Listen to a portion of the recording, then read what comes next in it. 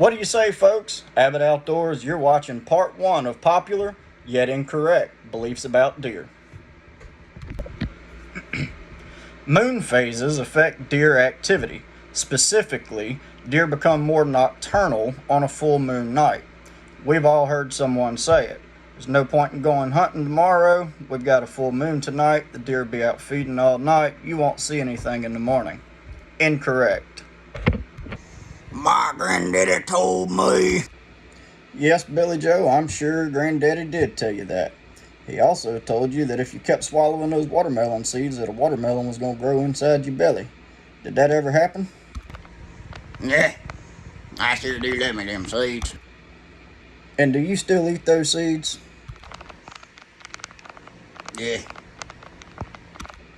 You see, Granddaddy was a logger. The people that we're talking about, people who we're quoting and referring to, they're what's known as biologists. Can you say biologist, Billy Bob?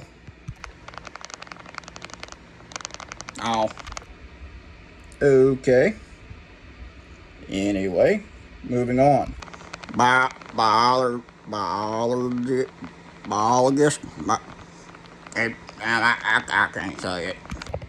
In fact, thousands upon thousands of hours of research and observation through direct observation, GPS collared tracking, and other various methods such as drone observations have helped to expose this old wives' tale for exactly what it is.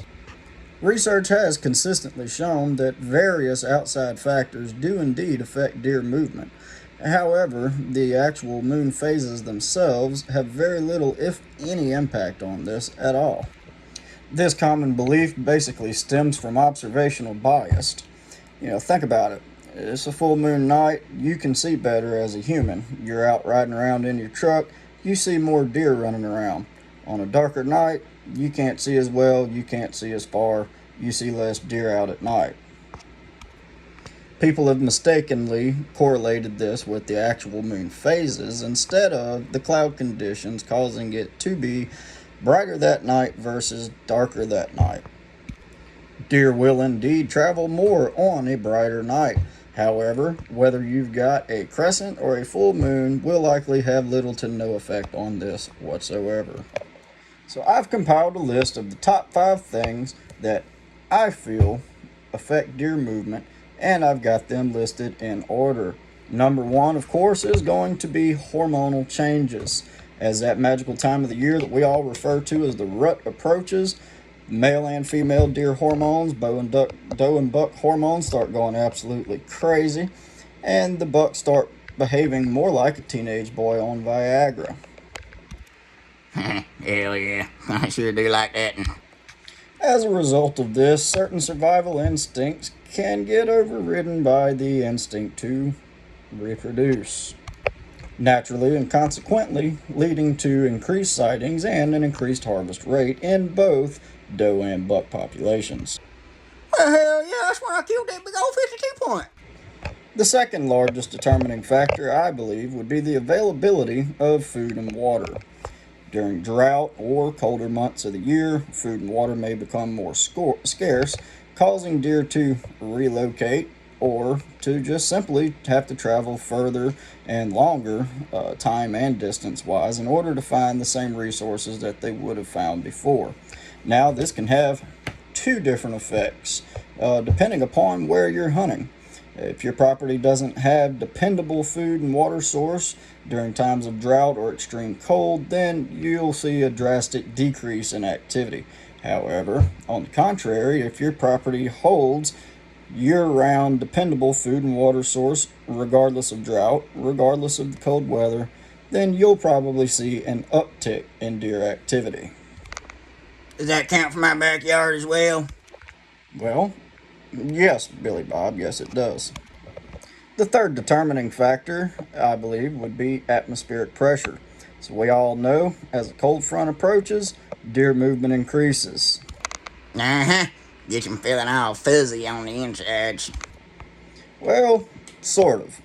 You see, this increase in deer activity is actually due to the falling barometric pressure signaling to deer the approach of a cold front or a storm front. As a result, the deer get up and feed more heavily in preparation to be bedded down during severe weather or high winds, and as well as to prepare for the possibility of a diminished food supply once the storm passes due to flooding and things of that nature. Number 4. Weather conditions also play a huge role in affecting deer movement and deer patterns. This is also probably where the common misconception of the moon phases comes into play, namely with the effect of cloud cover. You see, regardless of a full moon or not, if you have a very cloudy night where visibility is very low, that moon can be as full as it wants to be. The deer are not going to be able to see well, they're not going to move as much. Likewise, on a night with even no moon, but very clear and good light conditions, the deer will be up moving more during those conditions than what they would have on the full moon night with a lot of cloud cover. Frigid temperatures will typically have deer up on their feet, whereas unseasonably warm temperatures during the colder months will likely have deer bedded down in order to avoid overheating. A torrential downpour will likely see deer bedded up, not traveling far from their bedding area, whereas a light rain can actually have the effect of getting deer up and moving around. If you have a storm system or just a system of heavy rain, torrential rain come through your area, the deer will likely bed down during that. However, make plans to be in the stand for as soon as that rain starts to let up, as soon as it breaks, things start to stabilize a bit, deer are going to get up, they're going to move around, they're going to make up for missed feeding time. Nuh-uh. I killed me a 41 pointer during the dang hurricane. Well, Billy Bob, I never said that the deer wouldn't move during a heavy rain. I said that it makes it very much more unlikely. And number 5, hunting pressure. That's right, your ugly, smelly behind walking through the woods. We've all seen it firsthand. We can't deny it. Archery season into early rifle season, we see pretty consistent daytime deer movement. However, as rifle season sets in and more hunters enter the woods, more activity, human presence picks up, and the deer will tend to go slightly more nocturnal in an effort to avoid hunting pressure. You mean tell me you don't hunt at night?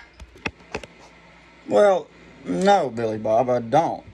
That would be unethical, illegal, and I enjoy my hunting privileges. And frankly, you probably shouldn't say that on here, dude. There's probably squirrel cops watching this, Billy Bob. Oh, hell, you recording me? You're gonna need to go, dude. Get out of here, man. I'm busy right now. Good grief, bro. So, deer movement can be affected by a great multitude of factors.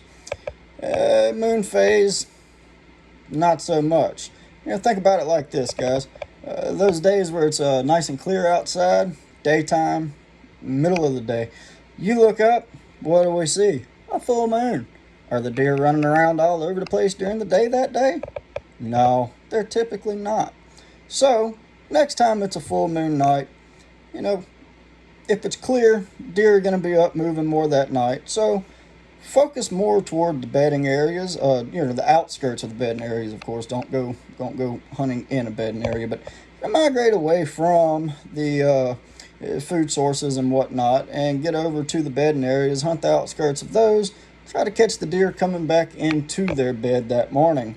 Make sure to get there early. I would say at least an hour early to minimize chances of spooking deer. And during your approach, be sure to avoid areas where heavy feeding activity takes place for the same reason, to avoid spooking deer. If you enjoyed this video or found it insightful or educational, please give us a like, subscribe, or follow Abbott Outdoors on YouTube. Thank you. Have a blessed day. Let's get it.